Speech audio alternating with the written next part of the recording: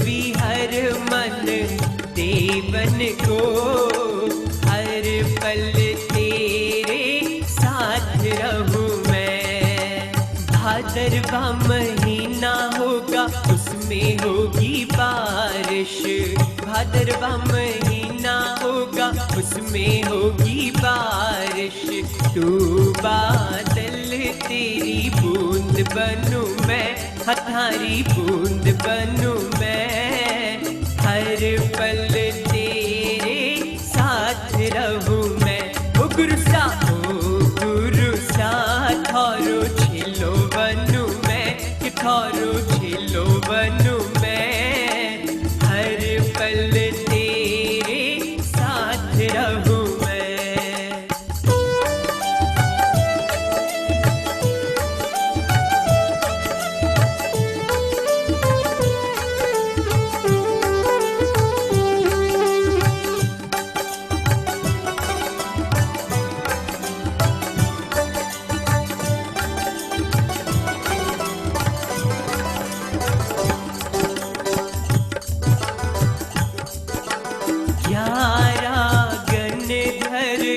जिने जिने बोंदू, 11 गनधर जिने जिने बोंदू, कि तरन तारन गुरु देवन को। Will your child win free education for life? Book a free coding class. हर पल तेरे साथ रहूं मैं। कार्तिक का महीना होगा उसमें होगी दिवाली, कार्तिक का महीना होगा उसमें होगी दिवाली। कि तू दीपक तेरी ज्योत बनूं मैं, हथारी ज्योत बनूं मैं। हर पल तेरे साथ रहूं मैं। ओ गुरु सा थारो छिलो बनूं मैं, कि थारो छिलो बनूं मैं। हर पल तेरे साथ रहूं मैं।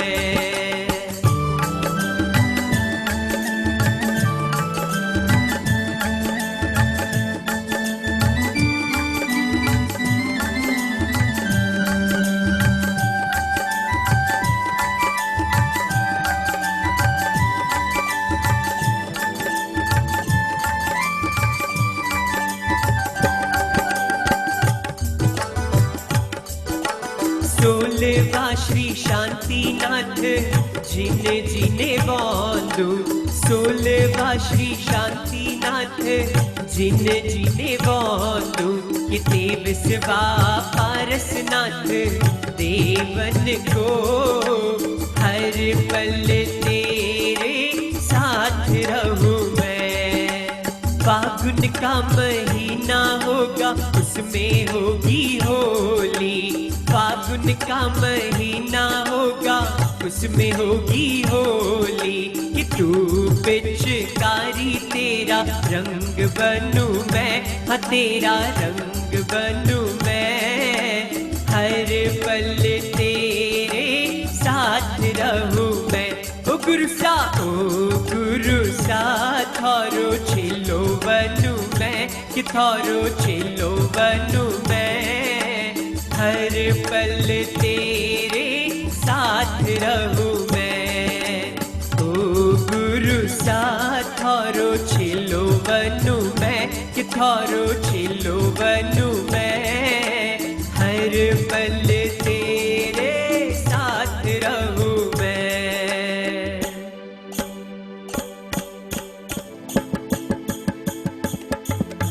हर पल तेरे साथ रहूं मैं, हर पल तेरे साथ रहूं मैं। हर पल तेरे साथ रहूं मैं, हर पल तेरे साथ रहूं मैं। हर पल तेरे साथ रहूं मैं, हर पल तेरे साथ रहूं मैं। हर पल तेरे साथ रहूं मैं। थारो छिलो बनूं मैं, हर पल तेरे साथ रहूं मैं।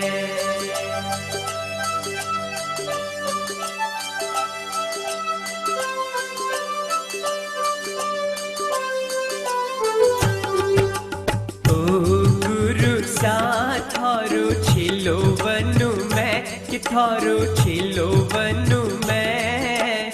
हर पल तेरे साथ रहूं मैं। ओ गुरु साथ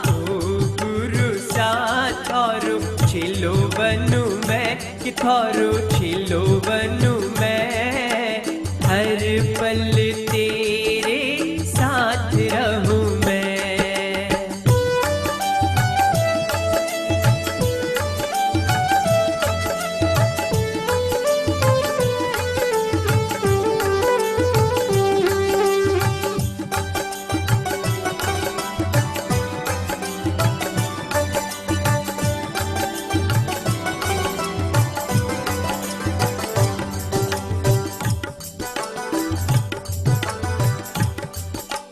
पहला ऋषभ देव जिने जिने बांधूं। पहला ऋषभ देव जिने जिने बांधूं। के 24वां महावीर स्वामी देवन को। हर पल तेरे साथ रहूं मैं। श्रावण का महीना होगा, उसमें होगी राखी। श्रावण का महीना होगा, उसमें होगी राखी। तू राखी तेरी डोर बनूं मैं, हथारी डोर बनूं मैं। हर पल तेरे साथ रहूं मैं। ओ गुरु साथ थारो छिलो बनूं मैं, कि थारो हर पल तेरे साथ रहूं मैं।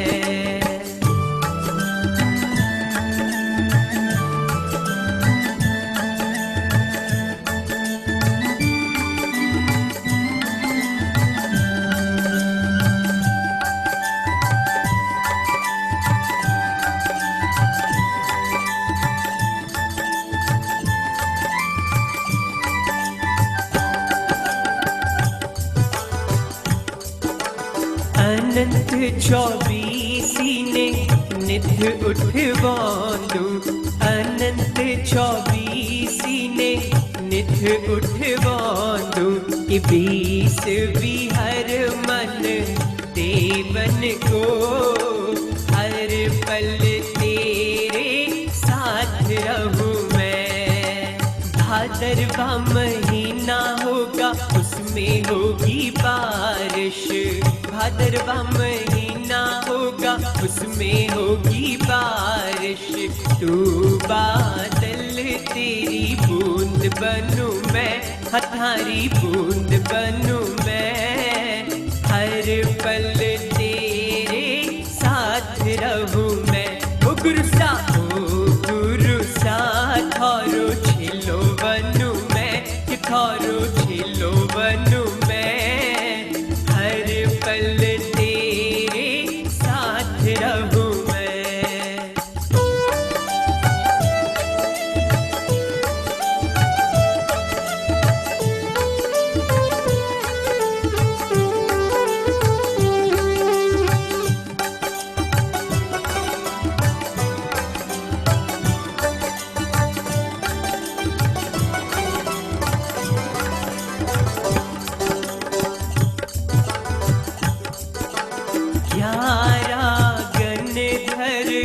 जिने जिने बांधूं। 11 गणधर जिने जिने बांधूं। कि तरन तारन गुरु देवन को। हर पल तेरे साथ रहूं मैं। कार्तिक का महीना होगा, उसमें होगी दिवाली। कार्तिक का महीना होगा, उसमें होगी दिवाली। कि तू दीपक तेरी ज्योत बनूं मैं, हथारी ज्योत बनूं मैं। हर पल तेरे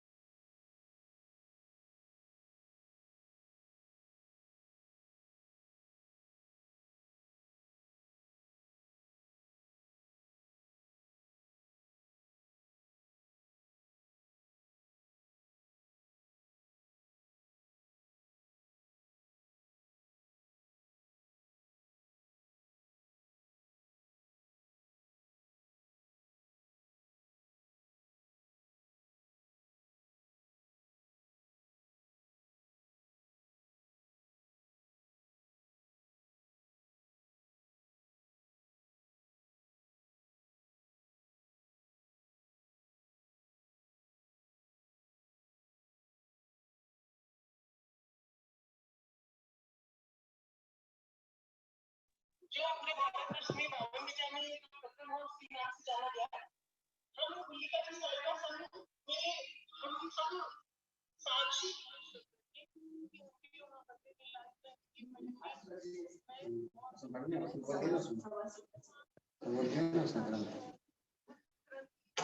भाई प्रवीण जी लोहाड़े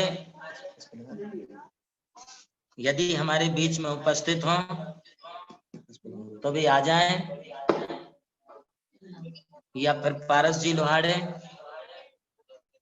कौन करेगा फिर संचालन? तो हम डायरेक्ट तो शुरू करें क्या?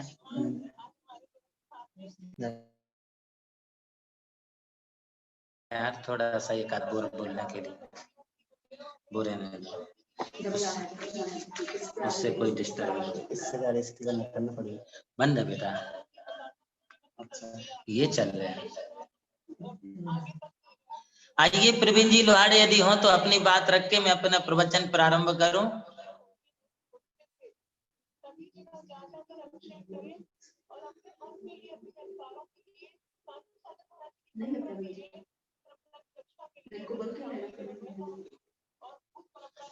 किस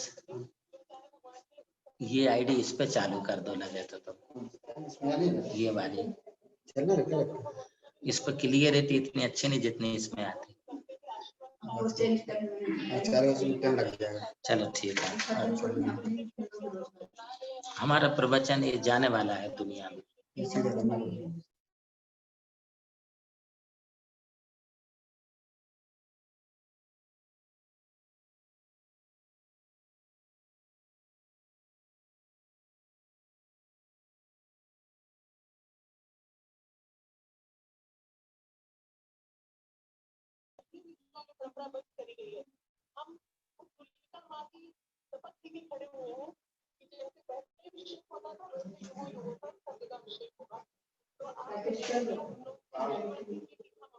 आप खाली निवेदन कर दो बस। इधर से बोले, इधर है डिवाइस।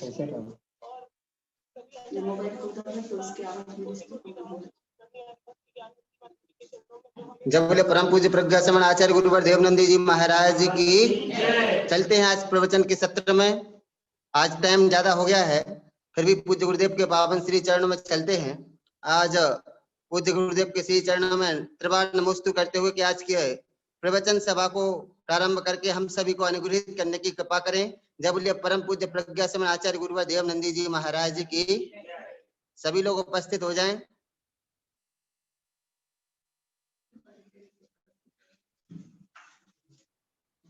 जयन्ती स्यावदते भारती विवस्तुत्यर्थ कृतोऽपि निहितो शिवाय धात्रे सुगताय विष्णवे जिनाय तस्मै सकिलात्मने नमः।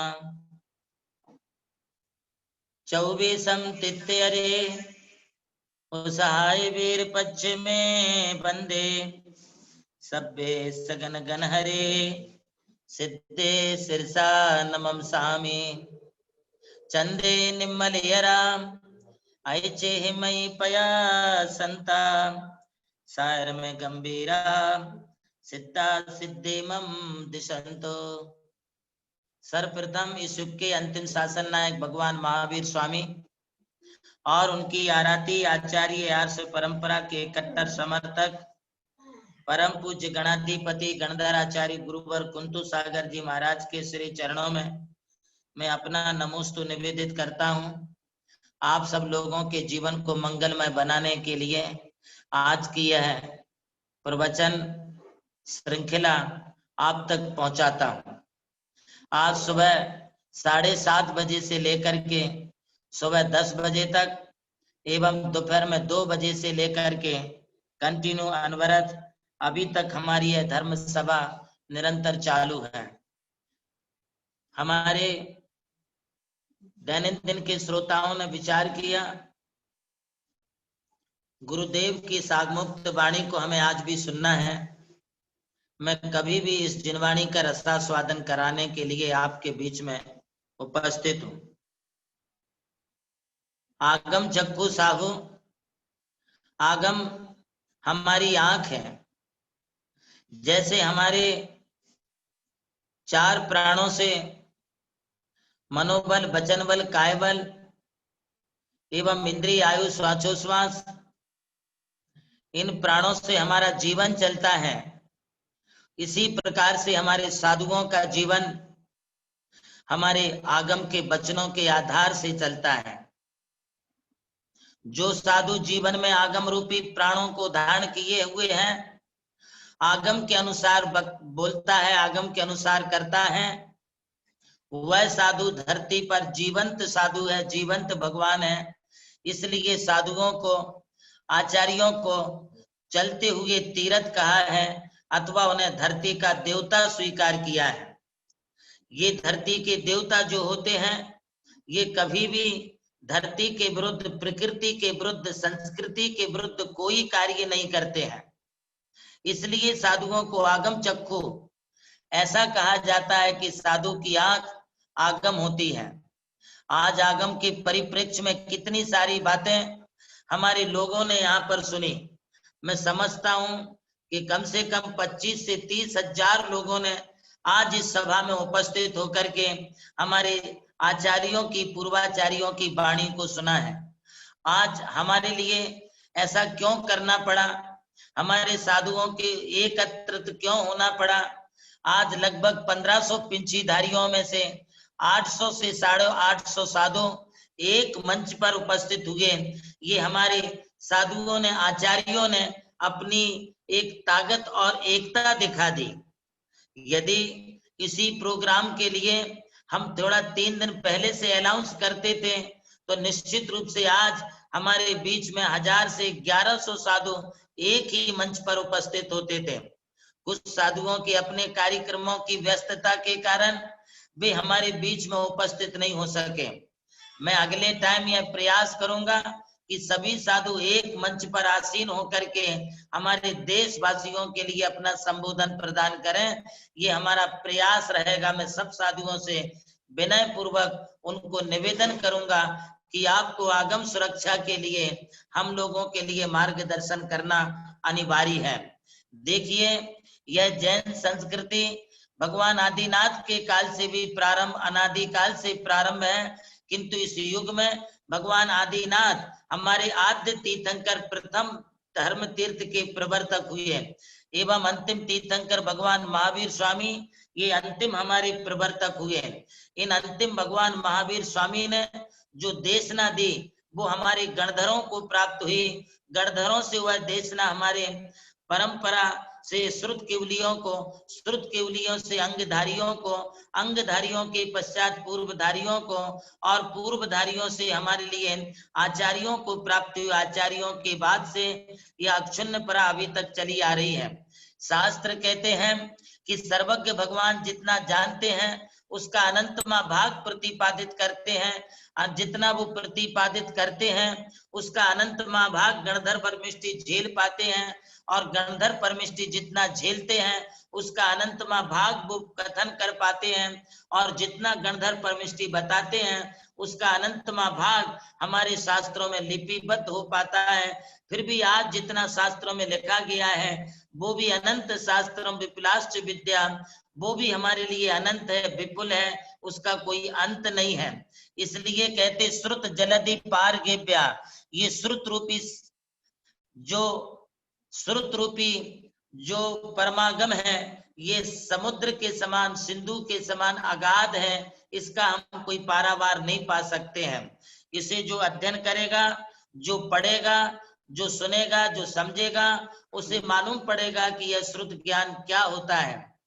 महानुभावों, इस श्रुत ज्ञान में हमारे यहाँ सब कुछ विवेचित किया गया है।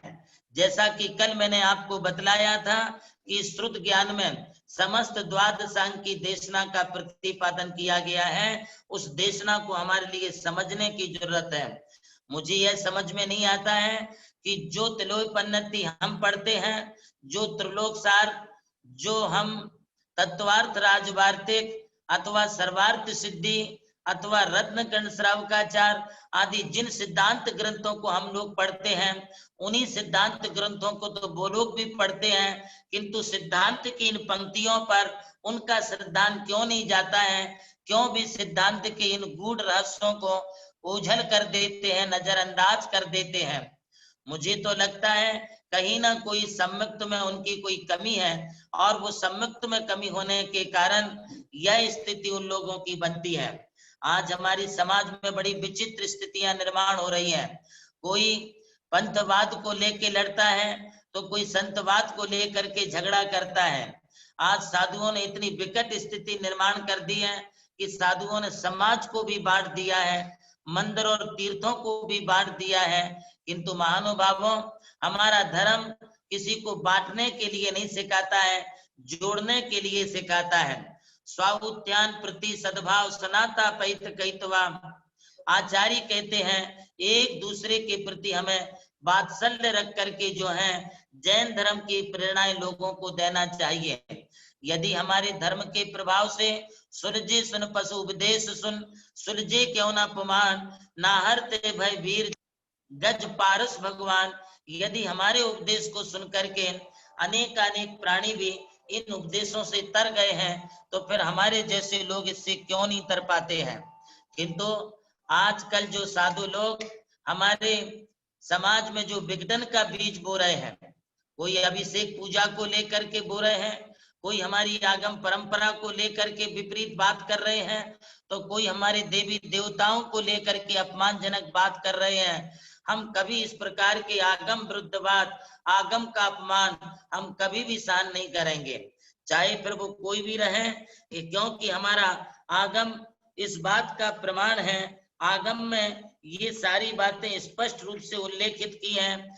हमारे तुल्योपनिषद आदि ग्रंथों में भी इसको बड़े अच्छे तरीके से प्रतिपादित किया है, और वहां पर यह बताया गया है आगम के अंदर कि जो भी हमारे शासन देवी देवता हैं वे हमारे इष्ट हैं, और वे हमारे धर्म का उद्योतन करने वाले हैं, धर्म की प्रभावना को बढ़ाने वाले हैं। इसलिए हम इन देवी देवताओं को नकार नहीं सकते हैं। आप देश के किसी भी मंदिर में चले जाओ, ऐसे तो पार्श्वनाथ भगवान की मूर्ति बिना देवी देवता के बनती ही नहीं है। यदि भगवान पार्श्वनाथ के ऊपर धर्मेंद्र ने छत्र लगा दिया या फणा तान दिया और पद्मावती ने अपने फण के ऊपर उठा लिया, तो यह कोई अतिशयोक्ति बात नहीं है। ऐसा कौन कहता है? कौन से आगम में ऐसा लिखा है कि महिलाएं भगवान को स्पर्श नहीं कर सकती हैं? यदि महिलाएं गुरु के लिए आहार दे सकती हैं, चौका लगा सकती हैं, मंदिर में जाके पूजा पाठ कर सकती हैं, यदि महिलाएं शास्त्र जिनवाणी पढ़ सकती हैं, तो महिलाएं भगवान का अभिषेक भी कर सकती हैं, भगवान का स्पर्श भी कर सकती हैं। और एक महिला होने के नाते सची देवी को भी यह सौभाग्य प्राप्त हुआ था, इसलिए सची देवी ने सर्वप्रथम भगवान को अपने हाथों में उठाया, भगवान का अभिषेक होने के पश्चात उनको वस्त्राभूषण पहनाए। ये हमारी सची देवी का विशेष पुण्य प्रभाव था। यदि इसी श्रृंखला में 2400 तीर्थंकरों के साथ यही क्रम होता है और हमारे धर्मेंद्र पद्मावती ने यदि अपने सिर के ऊपर भगवान पार्श्वनाथ को उठा लिया तो इसमें ना तो पद्मावती का कुछ बिगाड़ हुआ और ना भगवान पार्श्वनाथ के लिए कोई दोष लगा। यदि भगवान पार्श्वनाथ को दोष लगा होता तो वो केवल ज्ञान प्राप्त नहीं करते, जबकि भगवान पार्श्वनाथ ने केवल ज्ञान प्राप्त कर लिया, मोक्ष प्राप्त किया एवं पद्मावती इतनी सेवा करने के पुण्य प्रभाव से एक भवावतारी मानी गई। ये हमारे शास्त्रों में लिखा है कि जितने भी यक्ष यक्षिणी होते हैं वे नियम से एक ही भवावतारी होते हैं, अर्थात एक मनुष्य का भाव लेकर के दूसरे भाव में वो नियम से जो है मोक्ष को प्राप्त कर लेते हैं। आप किन पद्मावती को हटाने की बात कर रहे हैं, कौन से क्षेत्रपाल को हटाने की बात कर रहे हैं?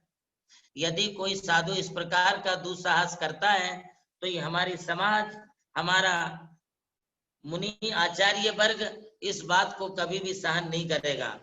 अभी हमारे निर्मल सिद्धि जी ने कहा, अन्य साधुओं ने भी कहा, यदि तुम्हारे लिए हमारे मंदिर पसंद नहीं है तो आप हमारे मंदिरों में आओ मत। यदि तुम्हारे लिए हमारे शासन देवी देवता क्षेत्रपाल पसंद नहीं है तो इनके प्रति आप दुर्भाव मत करो। तुम्हें ये पसंद नहीं है, तुम एक नया मंदिर बना लो। महानुभावों, मुझे यह बताते हुए बड़ा दुख होता है, एक तेरापंथी साधु ने, अभी जैसा कि नाम लिया गया, हमारे विद्यासागर जी महाराज के शिष्य ने तमिलनाडु में जाकर के नए, तमिलनाडु और कर्नाटक में 23 नए मंदिरों का निर्माण किया। हमारी प्राचीन परंपराओं का विध्वंस करने में लगे हैं। यह कहाँ तक उचित है? जहां एक और हमारे भट्टारकगण हमारी समाज की और हमारी परंपरा की संरक्षण और सुरक्षा में लगे हुए हैं, वहीं दूसरी ओर हमारे ये लोग जाकर के समाज में विघटन का बीज बो रहे हैं। इस विघटन के बीज से हमारे लिए बचना चाहिए और किसी भी तरह से हो ऐसा दुस्साहस करने वालों को हमारे लिए रोकना चाहिए, तभी हमारी धर्म और संस्कृति सुरक्षित हो सकती है। आचार्य श्री यति वृषभ स्वामी तिलोपन्नति में कहते हैं, श्री सुध देवीन तहा सवान सनक कुमार जह खाणम रूवाणी पत्ते कम पड़िमा वर रैन रई इंदानी। आचार्य देव कहते हैं कि प्रत्येक प्रतिमा उत्तम रत्नादिकों से रचित है और श्री देवी, श्रुत देवी, सर्वान्यक्ष, सनत कुमार यक्षों की मूर्तियों से संयुक्त है। इन मूर्तियों के समक्ष भी अनेक चमरधारी जो है वो रहते हैं। क्या हम इनको अलग कर सकते हैं?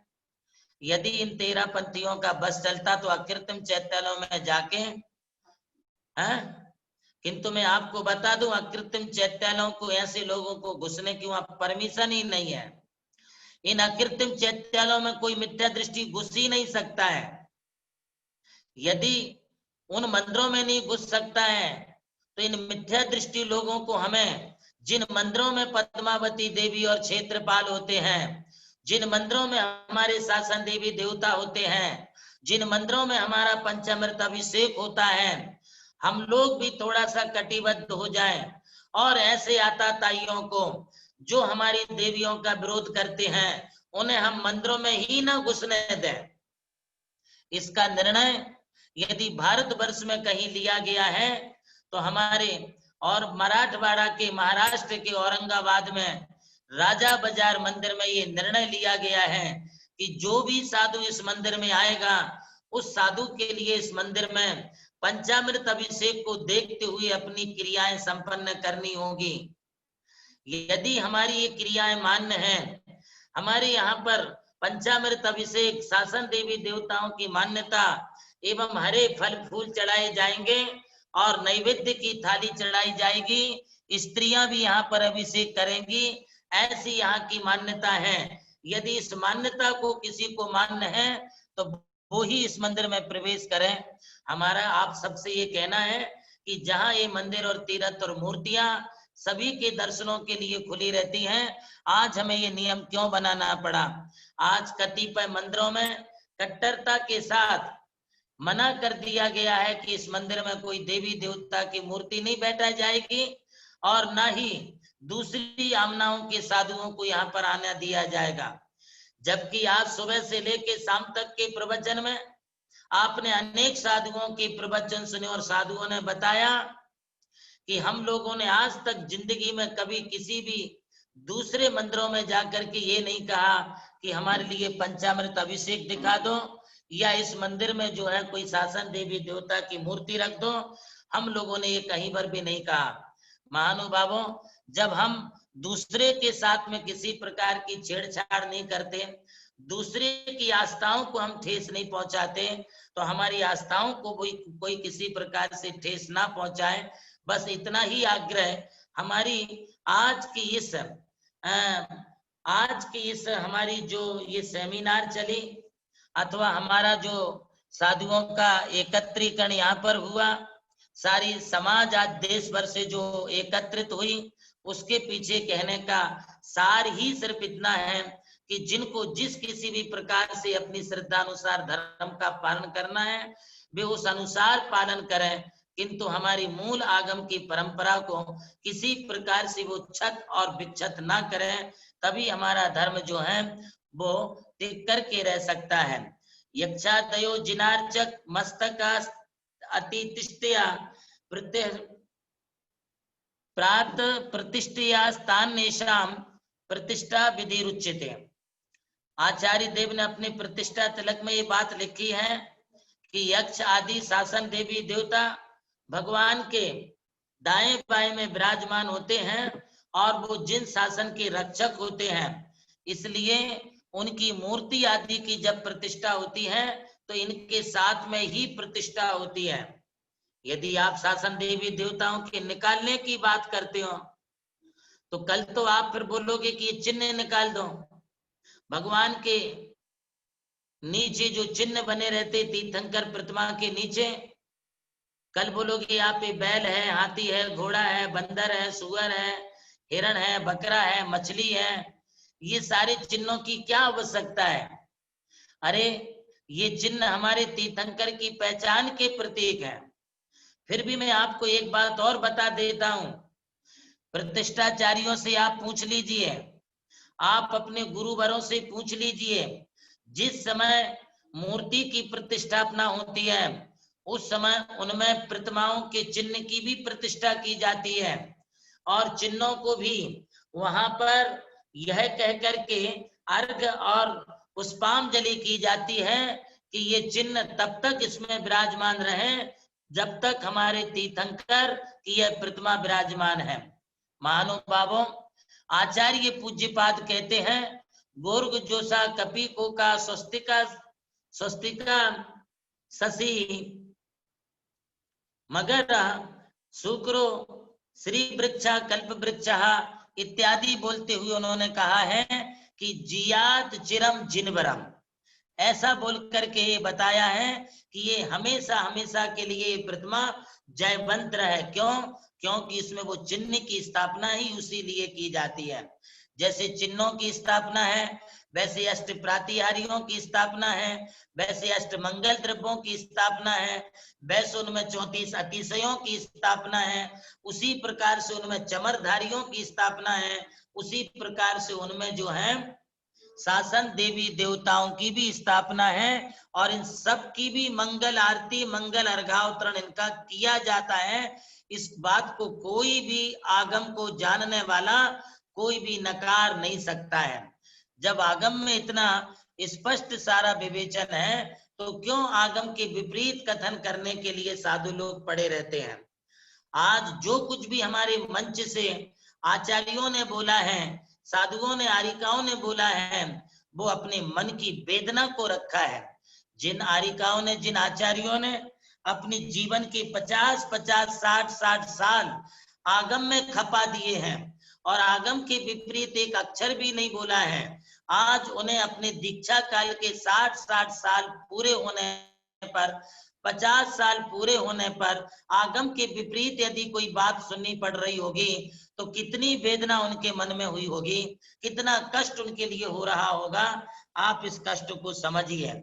इसलिए मैं ये कह रहा हूं कि कहीं कहीं तो साधुओं की इतनी अवमानना की जाती है। ठीक है, आप किसकी वजह से इतना जोश में आकर के बोलते हैं। किसकी वजह से आप पंचामृत अभिषेक का निषेध करते हैं? किसकी वजह से आप शासन देवी देवताओं का निषेध करते हैं? आप सिर्फ एक नाम निकाल दीजिए, आप अपने आगे से गुरु का नाम निकाल दीजिए। आप ये बोलना बंद कर दीजिए कि मेरे गुरु ये है। आप सिर्फ अपने गुरु के नाम पर अपनी रोटियां सेकते हैं, अपने गुरु के नाम पर जो है दूसरे समाज के लोगों को बलगलाने का काम करते हैं।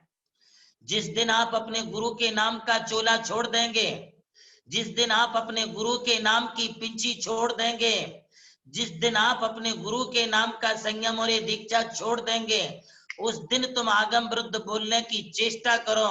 यदि तुम्हारे लिए वहां से बहिष्कृत नहीं कर दिया जाए तो आप समझ लेना कि आप क्या हैं।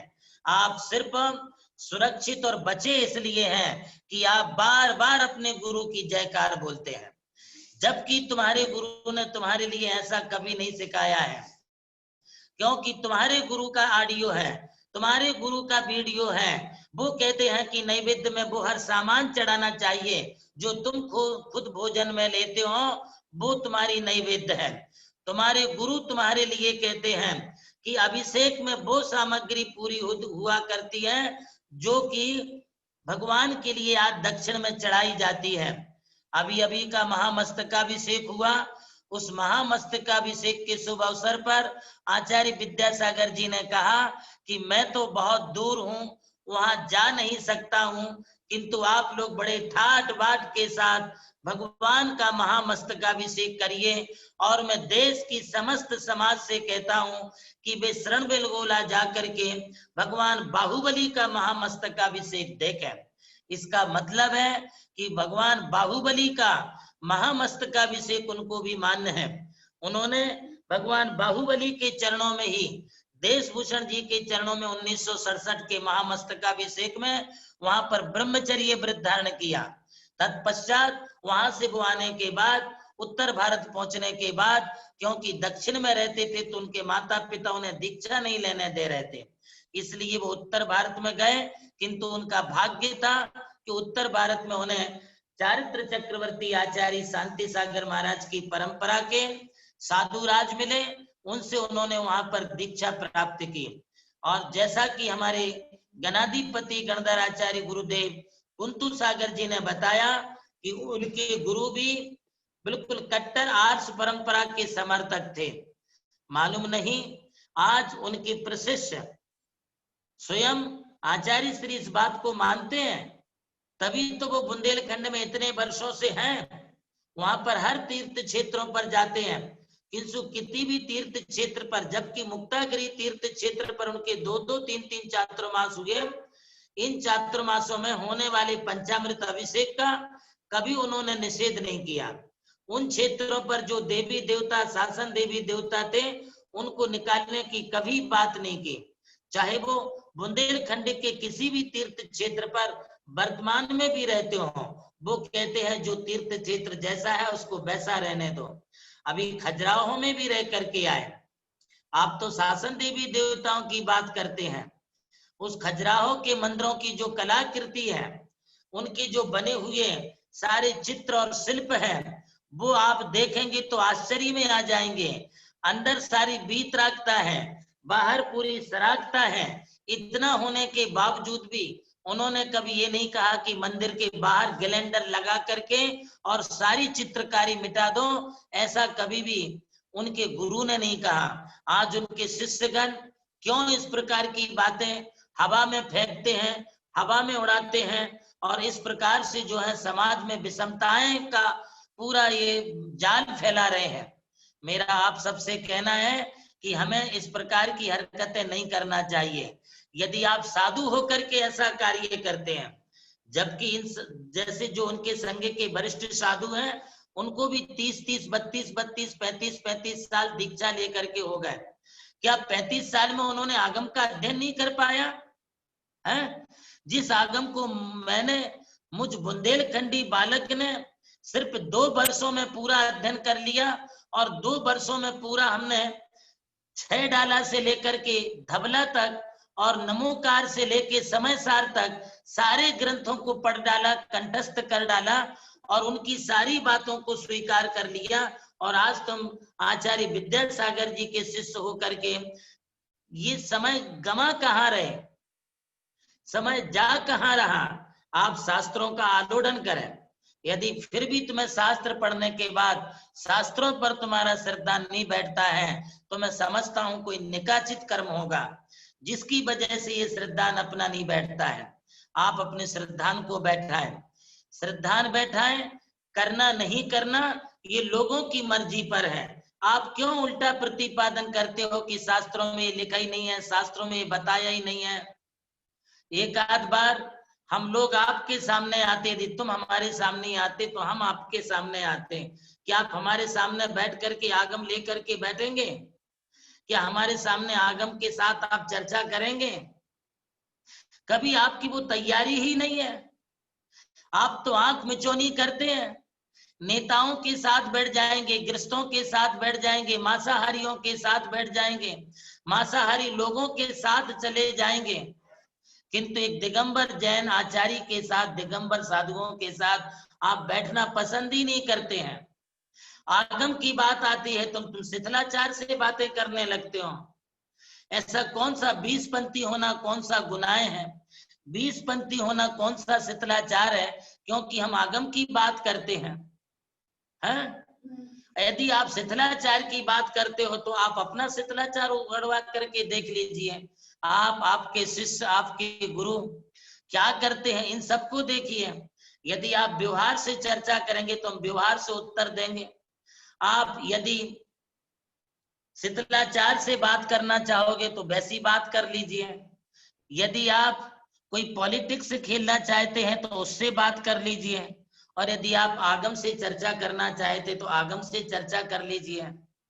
वर्तमान में जो समस्याएं हैं सिर्फ और सिर्फ एक संघ के कारण जो निर्माण हो रही हैं, हमारा विद्वत वर्ग इतिहास को उठा करके बता देवे क्या इस प्रकार के विवाद पहले कभी हुए हैं क्या? हमारी समाज में कितनी सामंजस्यता थी, कितनी सामंजस्यता से लोग चलते थे। यदि दक्षिण में कार्यक्रम होते तो सारे उत्तर भारतवासी आते हैं। उत्तर प्रांत में यदि कभी कोई फंक्शन हुआ नहीं हुआ तो सारे दक्षिणवासी भी हमारे उत्तर भारत में आकर के सभी तरफ के तीर्थों के दर्शन बंदन करते हैं। किंतु कोई भी दक्षिण का यात्री उत्तर भारत में आकर के यह नहीं कहता है कि मैं दक्षिण से आया हूं तो यहाँ पर मैं दूध का अभिषेक करूंगा या मैं पंचामृत अभिषेक करूंगा।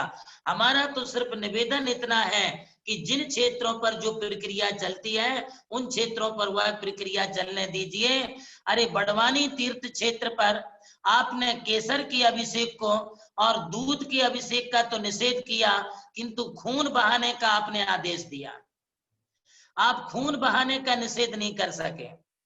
बाउंसरों को बुला करके खून खच्चर तो करा दिया, मारपीट तो करवा दी। इस मारपीट से आपने क्या हासिल किया? यदि वहां की आगम परंपरा गलत थी तो जैसे दूध का अभिषेक, सप्त रसों का अभिषेक तुमने बंद करवाया, वैसे हम जानते तुम्हारी ताकत और शक्ति को। यदि तुम उस प्रतिमा में लगे हुए यक्ष यक्षिणी को भी आप हटवा देते तो तुम्हारा बस चले तो वो भी हटवा दोगे। जैसा अभी निर्मल सेठी जी ने कहा कि चंदेरी की 42 फुट की प्रतिमा को पूरा निकलवा दिया। कई जगह की मूर्तियों की प्रशस्ति मिटा दी, कई जगहों की मूर्तियों का इतिहास बदल दिया, चिन्ह बदल दिया, स्थान बदल दिया, मूल स्थान से उनको अलग कर दिया गया। कई जगह से मूर्तियों के यक्ष यक्षिणियों को निकाल दिया, क्योंकि तुम्हारा बस चले तो तुम कुछ भी कर सकते हो। किंतु यह करना कतई उचित नहीं है। हमारे लिए किसी आतंकी की श्रेणी में नहीं जाना है, हमें किसी प्रकार के आताताइयों की श्रेणी में नहीं जाना है। जो इतिहास जिस तरह से बना है उस तरह से बना रहने दीजिए।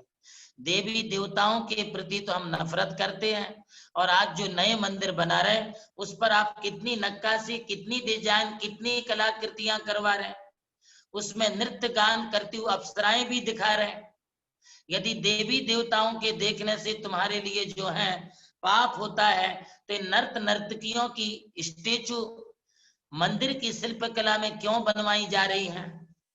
इन सब बातों पर हमारे लिए विचार करना चाहिए। इन्हीं सब विचारों को लेकर के आज हमारे भारत देश के 1500 साधुओं में से 850 साधुओं से अधिक साधु यहाँ पर एकत्रित हुए। मैं उन सभी साधुओं को अपना बहुत बहुत मनापूर्वक यथायोग्य नमोस्तु प्रति नमोस्तु निवेदित करता हूं, जिन्होंने आज अपने पूरे आगम के साथ में प्रमाण दे करके अपनी बात रखी है। निश्चित रूप से सराहनीय कदम और प्रशंसनीय कदम था।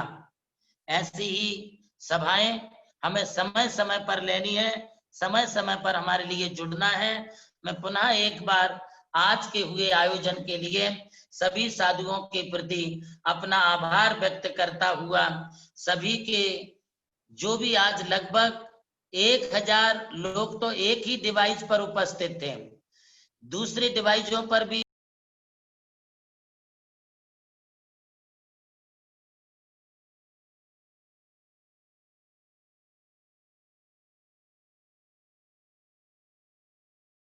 किताब में आप उठा के देख लो, चाहे पद्म पुराण हो, चाहे आप हरेंद्र गांधी हो, चाहे आप विवेक बनती हो, कोई भी साथ उठा लो। आवाज नहीं आ रही है।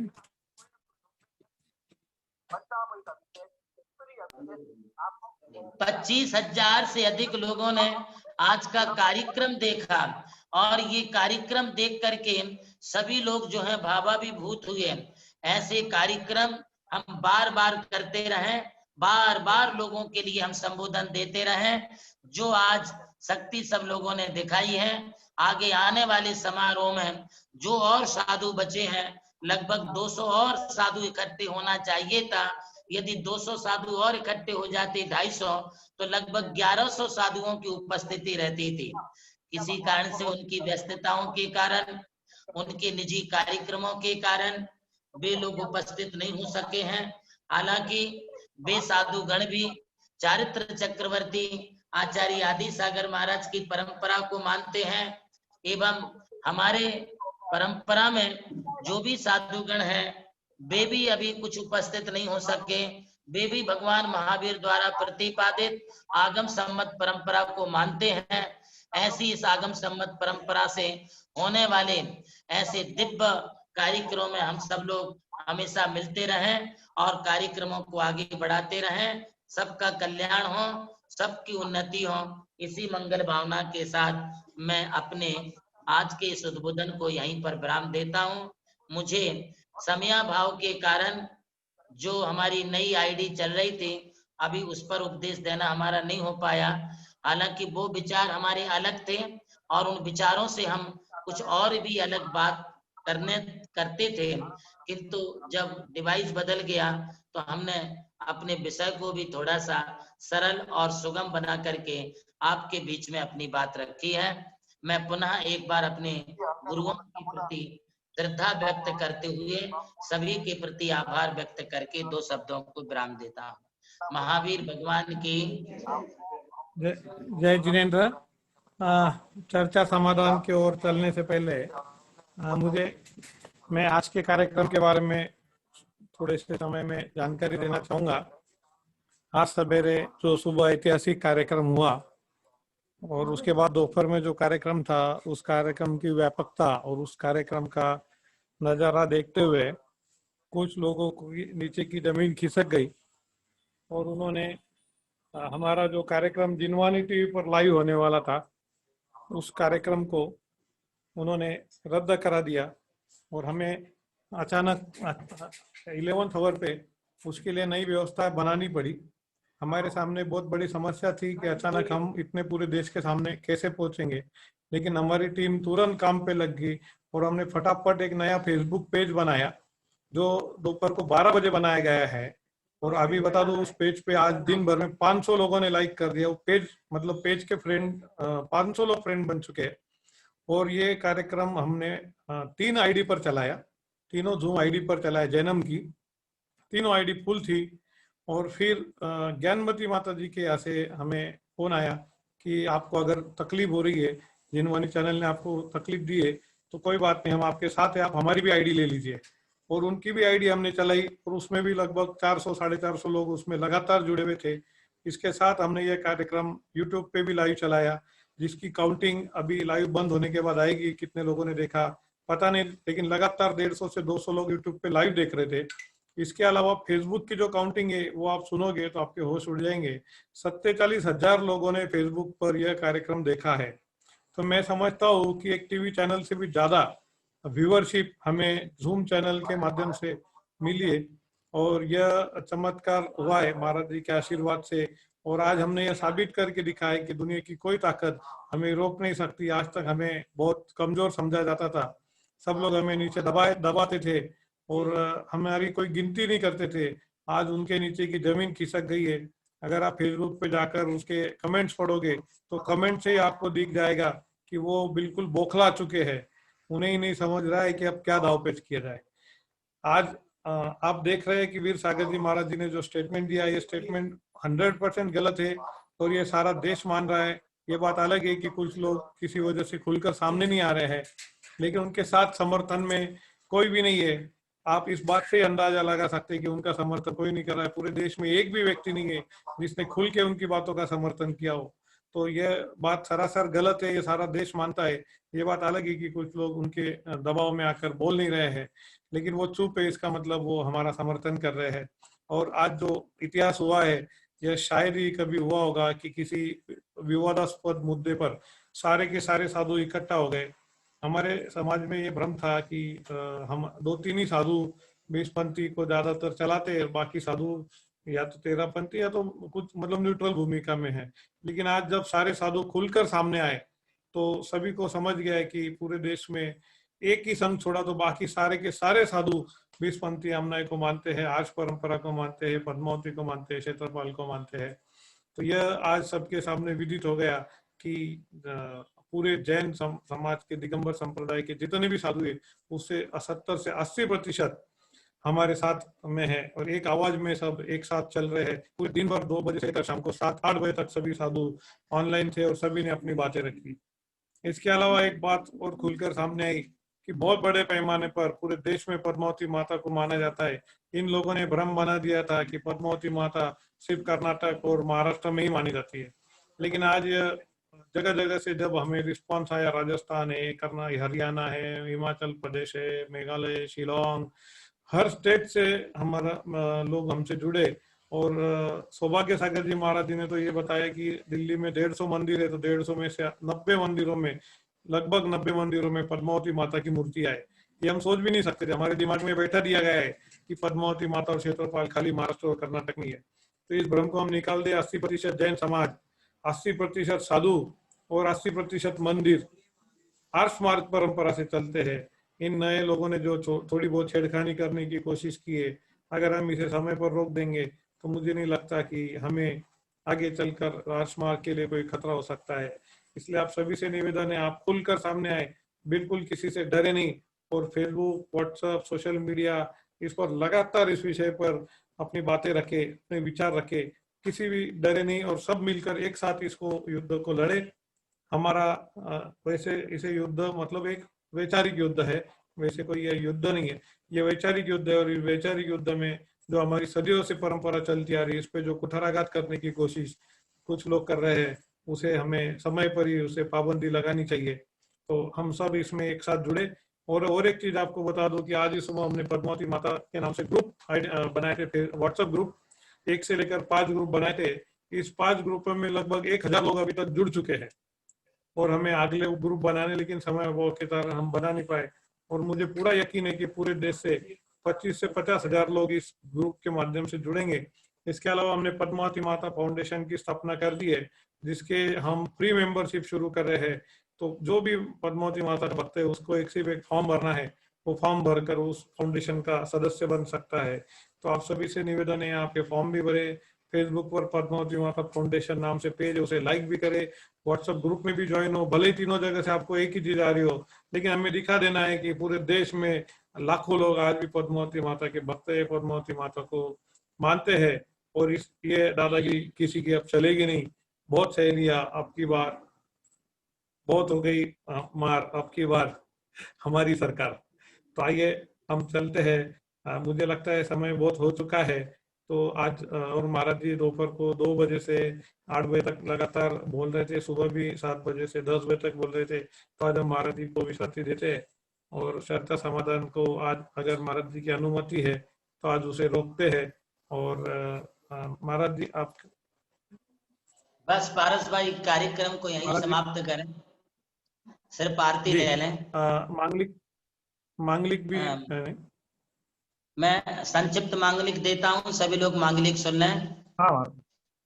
ओम नमः पार्श्वनाथाय विश्व चिंतामणि उते हिरिम धनंद्र बेरुच्या पद्मावते युतायुते शांति तुष्टि महापुष्टि धीर्ति कीर्ति विद्यापिते ओम ध्यान वेतालय सर्ववादि व्याधि नाशनम ज्याजिताख्या विजयाख्या पराजितान्विता दिशापाले गृच्छे विद्या देवी रन्विता ओम अस्या उषा नमस्त्रलोकनाथ ताम चतुष्षष्टि सुरेंद्रास्ते भासन्ते छत्र चामरे श्री चिंतामणि पार्श्वनाथाय प्रणतु तरुकल्प शूर दुष्ट व्रातम पूरमे वांछितम नाथ औसगरम पासम पासम बंदामि कम गणमुक्तम विसर विसन्नासम मंगल कल्याण वासम विसर्मलंत कंठो धारे जो श्यामन्यो सत्सग रोग मारी दुष्ट जरा जंतु सामम चित्ते दूरे मंतो दुष्पणा बल होए नरतरिये सो जीवा पावंते ना दुख दो अगम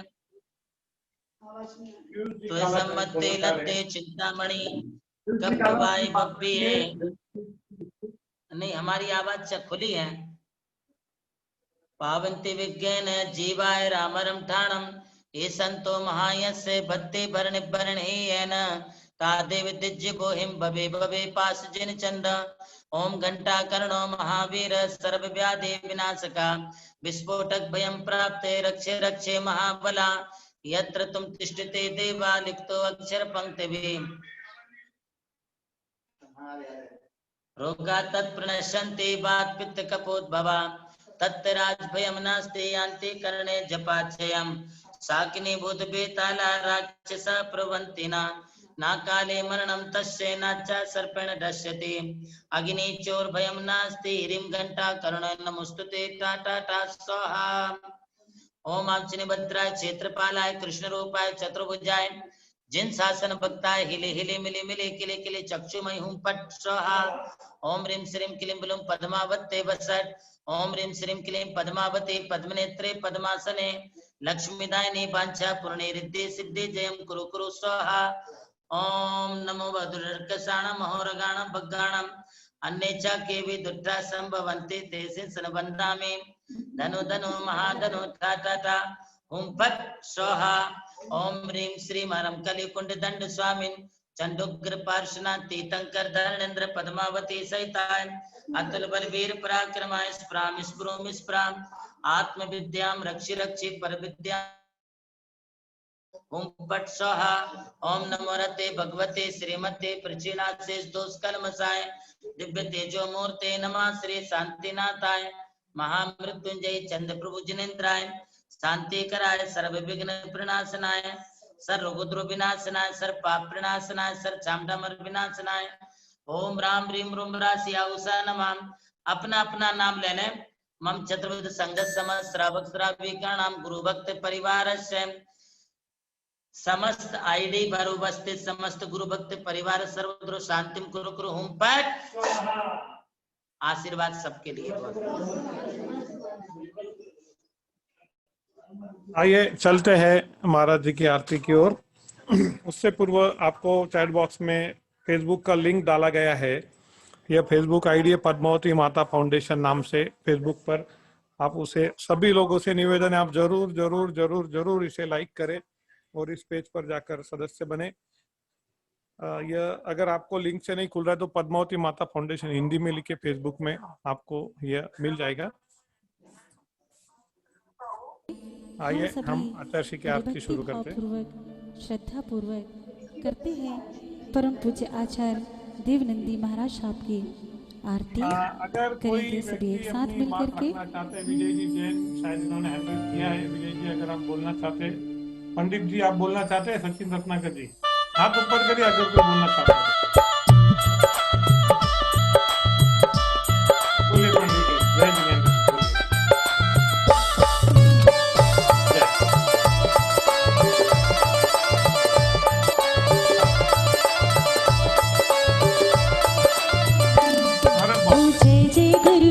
मध्य प्रदेश छिंदवाड़ा में रहते हैं। आरती मंगल गाए करके आरत देव नंद जी की मोहित वीर नश जाए। गुरुवर के चरणों में नमन, ऋषिवर के चरणों में नमन, यतिवर के चरणों में नमन, सूर्यवर के चरणों में नमन।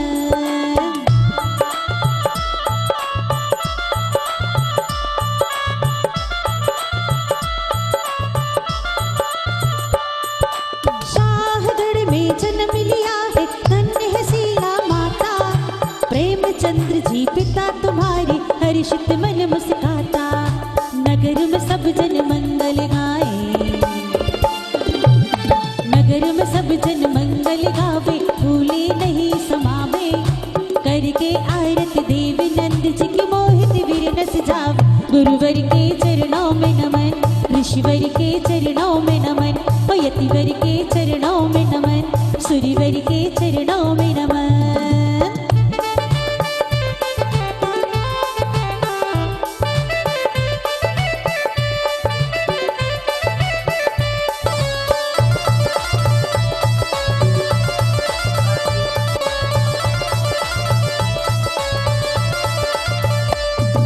सूरज साहे तेज आपका, नाम मुलायम मन बाया।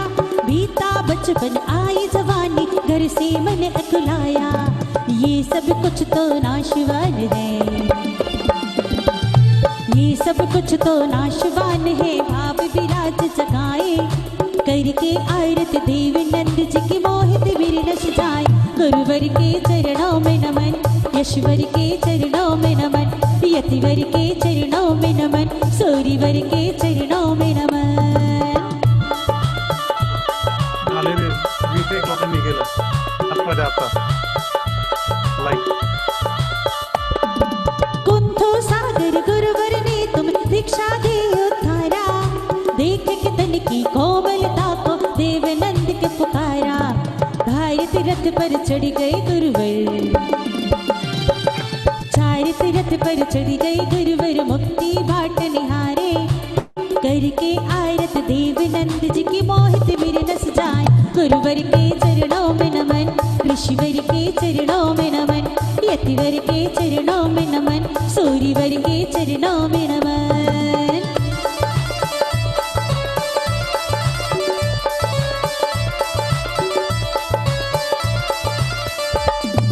धन्य है जीवन, धन्य है तन मन, मिलकर जो गुण गावे। स्वर्ग संपदा सब सुख पाकर, मनुष्य जन्म फल पावे। दिव्य ज्ञान तुम सा हम पाकर, दिव्य ज्ञान तुम सा हम पाकर, लोक शिखर पा जावे। करके आरत देव नंद जी की मोहित वीर नस जावे। गुरुवर के चरणों में नमन, ऋषिवर के चरणों में नमन, यतिवर के चरणों में नमन, सूर्यवर के चरणों में नमन।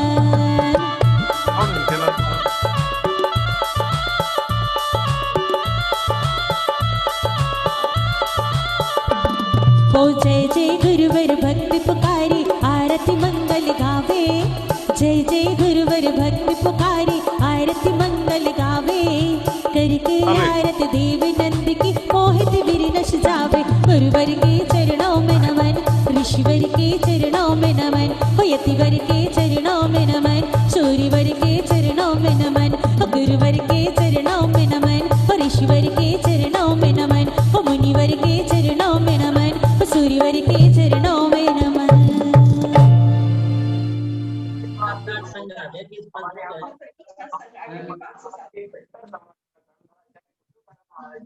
आज ये ओम दिख रहा है क्या उनका लड़का बंटी का? हाँ, आरती गुरुदेव की आरती समाप्त हुई है। महाराज जी कार्यक्रम संपन्न समाप्त करें। मैं वापस से फेसबुक आईडी ग्रुप में डाल रहा हूँ, सभी लोग इसको लाइक कर ले फटाफट। इसके पश्चात यह कार्यक्रम समाप्त किया जाएगा। मैं सभी के माइक खोल रहा हूँ। महाराज जी के चरणों में सभी लोग नमोस्तु प्रेषित कर ले।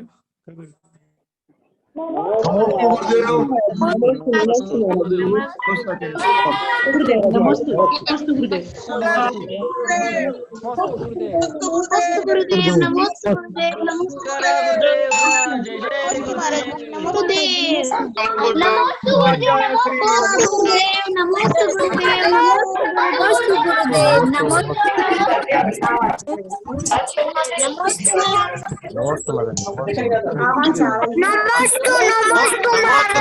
नमोस्तु महाराज जी, नमोस्तु। नमोस्तु